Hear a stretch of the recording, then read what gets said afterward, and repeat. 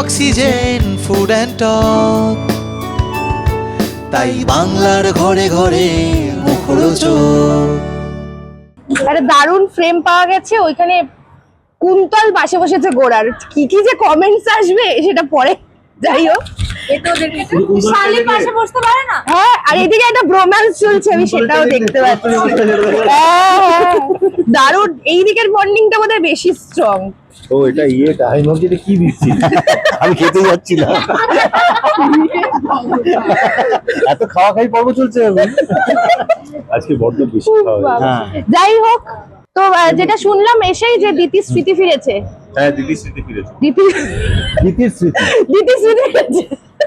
বিশ্বদা, না আমি আগে তোমার কাছেই আসবো যে গোড়ার রিয়াকশনটা কি। দিতির তো স্মৃতি ফিরেছে, দিতির তো সব মনে পড়েছে। গোরা কোনো একটা মানে গোরা ভেতরে কোথাও জানতো যে একটা না একটা দিন দিদি স্মৃতি ফিরে আসবে এবং সেদিন ওর পুরনো এই মাঝখানের সময়গুলোর কিছু মনে থাকবে না।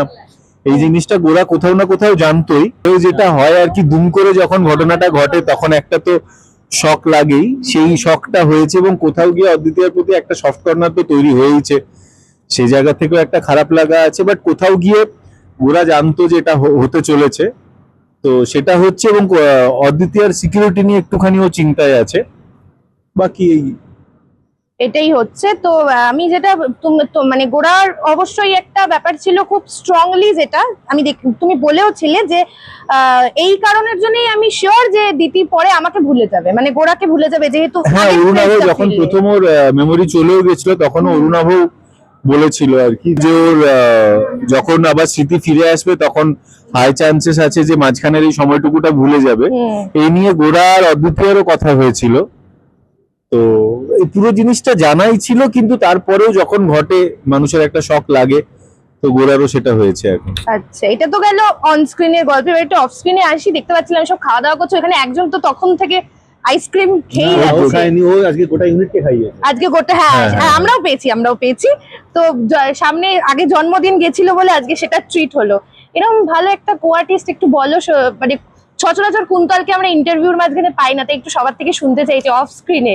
অহনা অত্যন্ত ভালো মেয়ে, আমি এত ভদ্র মুখ চোরা, হ্যাঁ মানে মিষ্টি হাসি মেয়ে আমরা কখনো দেখিনি। এত কম কথা বলে, গলায় শুনিনি কোনো, হ্যাঁ এত মিষ্টি কথা বলে, সেটা কখনো গলা শুনতে পাইনি। তো আমরা জাস্ট মানে অত্যন্ত মানে কি বলবো, আই লাভ ইউ। হ্যাঁ সুশীল, হ্যাঁ মিষ্টি একটি মেয়ে যে কখনো বাজে কথা বলে না, চেঁচামেচি করে না। সত্য ডিসক্লেমার, এটা প্রত্যেকটা কথা সত্য। আচ্ছা, এখানে প্রচুর হাসছিল। আমি একটু মাইকটা দিতির দিকে চাইবো। কেন ও এত ভালো ভালো কথা বললো কুন্তলের সম্পর্কে? হাসির কারণটা কি? কুন্তল হচ্ছে আমাদের এখানে সবচেয়ে ছোট মেম্বার, ঠিক আছে? সবচেয়ে পাকা ও, মানে সবাই বড়দের যারা 40 ঊর্ধ্ব তাদেরকেও ওর কাছে ক্লাস নিতে হয়, ও ক্লাস দেয়। এবং ও কি বিষয়ে ক্লাসটা দেয়? আমরা সেটা জীবন দর্শন, জীবন ফিলোসফিক্যাল। হ্যাঁ আচ্ছা, ফিলোসফিক্যাল। বুঝতে পারছি। আমার জীবনের প্রতি বিভিন্ন রকম দর্শন আছে, সেটা তুমি লোকের কাছে স্প্রেড করো, সবাইকে বলবো। গোড়াদা যেরকম মহাপ্রভুর সব জ্ঞান প্রচার করে, তাই আমি আরেকটু অন্যরকম জ্ঞান প্রচার। ফিলোসফি, কেমিস্ট্রি, বায়োলজি সমস্ত রকম। আমার বায়োলজিও শেখায় ও? আচ্ছা, কুন্তল তো আগে টিচার ছিল। ও ওটা অহনার মধ্যে চলে এসেছে। আমরা ছোট থেকে এচড়ে পাকা। কুন্তল আরেক মানে জানিস তো, চুল। আমার কত সুন্দর চুল। হ্যাঁ, আমরা ছোটবেলায় যে এচড়ে পাকা শব্দটা শিখেছিলাম, পড়েছিলাম, ওটার ব্যবহারিক প্রয়োগ এখানে এসে কুন্তলের আবিষ্কার উপর। করেছি আর কি, যে এটা এই জিনিসটা ব্যাপারটাকে এচড়ে পাকা বলা হয় আর কি। ওকে, এত হাসছো কেন অস্মিতা দি? আমি জানতে চাই। অহনার ব্যাপারে খুব ভালো ভালো কথা বলছে, আমি সেগুলোতে সহমত বলে হাসছি। সবাই এত সহমত পোষণ করছে বাবা। আর এদিকে পুলস্ত রয়েছে। আমি যেটা দেখছিলাম যে একটা প্ল্যানিং হচ্ছে, কথা আছে, ওপরে এসো বলে চলে গেলে। আর এটা তো ভীষণ ইম্পর্টেন্ট, মানে কি এত কথা বলার জন্য তুমি ডাকো বলো তো? কথায় কথায় কুন্তলকে আবার এখন তো হিয়াকে ডাকছে। এখন আবার হিয়াকে ডাকছে। সিরিয়ালের গোড়াতেই বোধহয় 10-15 নম্বর এপিসোডের কোন একটা সময়ই এইরকমই আমরা পুলস্ত আর হিয়াকে কথা বলতে গোড়া দেখে ফেলেছিল আর কি। আচ্ছা, হ্যাঁ হ্যাঁ বাবা, করিডোরে অনেক কথা বলছিলাম, তো একটা জিনিস ক্লোজলি কথা হচ্ছিল। মেনশন করে দাও। হ্যাঁ হ্যাঁ অবশ্যই, কিন্তু হ্যাঁ on screen। না, on screen ফিরে, বল। হ্যাঁ আমি তো বললামই 10 থেকে 15 নম্বর এপিসোডে যা যা বলছি সবই অন কিছু আচ্ছা, অফ স্ক্রিন, কিছু অফ স্ক্রিন। ওর ব্যাপারে আমরা অফ স্ক্রিনই বলতে, অফ স্ক্রিনটাই বললাম তো। সবই অন স্ক্রিন।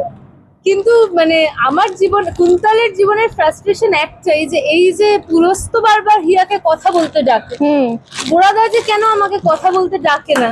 একবার এটাই তাদের আমার কুন্তল তো একবার নিজে কথা বলতে গেছিল একবার। বাবা সে এক এপিসোড এই একবার আমি কথা বলতে গেছি, শুধু চর, আমার কথাও শোনেনি, শোনেনি। আরো উল্টে উল্টে বউয়ের হাতে চর খেয়েছিলে, মনে আছে তো? তো আমি চাই এমন একটা এপিসোড আসুক যেখানে গোড়াদা নিজে কিছু কথা বলতে চায়। তুমি কথা বলবে না, ও কথা বলবে, গোড়া হ্যাঁ, বলবে। হ্যাঁ। এবার চলো কুন্তল আমরা একটু কথা বলে আসি, হ্যাঁ। এরকম বলবে সাইডে এসো, কথা আছে নাকি? তুমি যে নেই তাতে কি গোড়া থাকবে ঘরে? গোড়া তো ছটফট ছটফট করছে, এটা তো বুঝতে হবে। হ্যাঁ, আমার মনে হয় কোথাও না কোথাও গোড়া দাও ভালোবাসে। কাকে? দিদিকে? কুন্তল এটা বলে দিল। যেটা কুন্তল আর কি ধরে, আমার তো হ্যাঁ। অনেক আগে থেকেই মনে হচ্ছে হ্যাঁ। যে ভালো লাগা না, এটা ভালোবাসা। এটা ভালো, কুন্তল ভালোবাসে। একটু মাইকটা একটু পল্লবীদির কাছে আসবে। হ্যাঁ। পল্লবীদি, বলো। দীপি মানে কুন্তল বলছে যে মানে অ্যাকসেপ্ট করে নিয়েছে, এবার তোমার রাস্তাটা পুরোপুরি ক্লিয়ার।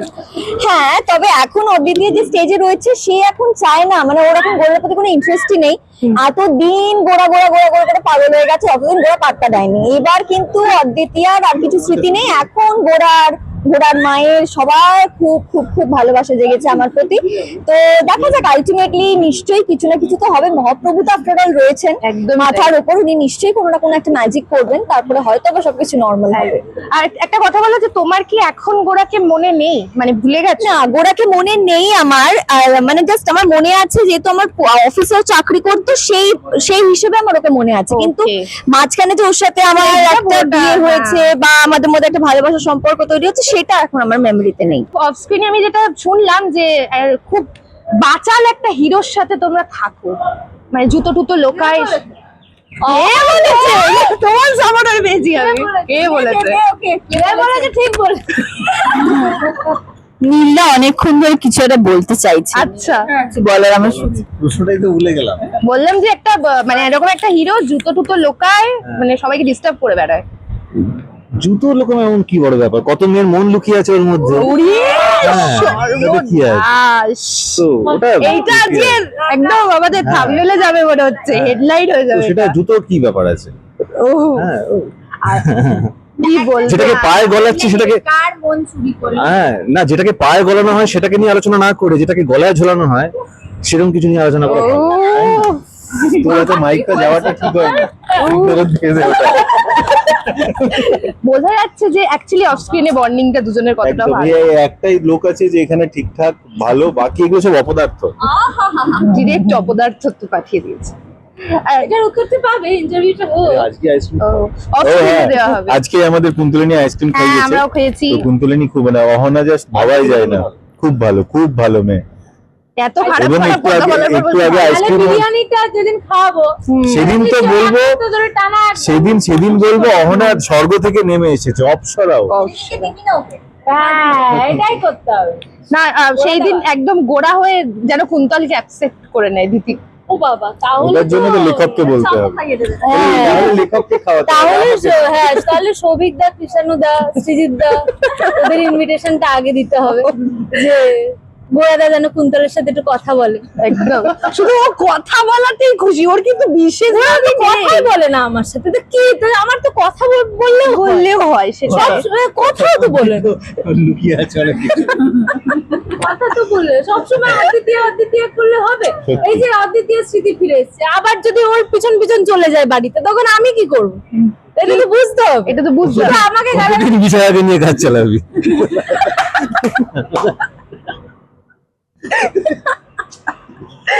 যাই হোক Oh my God, কেন?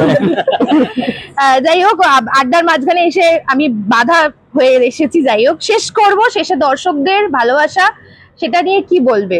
দর্শকদের ভালোবাসার বিষয়ে সব থেকে ভালো পল্লবী বলে। তো পল্লবী, হ্যাঁ, কারণ তুমি ফার্স্ট বেঞ্চার, ও লাস্ট বেঞ্চার। তো সকলকে জানাই, আপনারা প্রচন্ড ভাবে আমাদেরকে সাপোর্ট করছেন, ভালোবাসা দিচ্ছেন, আশীর্বাদ করছেন, এইভাবে আমাদের পাশে থাকুন। অবশ্যই চোখ রাখুন জি বাংলার পর্দায়, রোজ সন্ধ্যে 7:30 দেখতে ভুলবেন না। তারে ধরি ধরি মনে করি। Yes, thank you so much.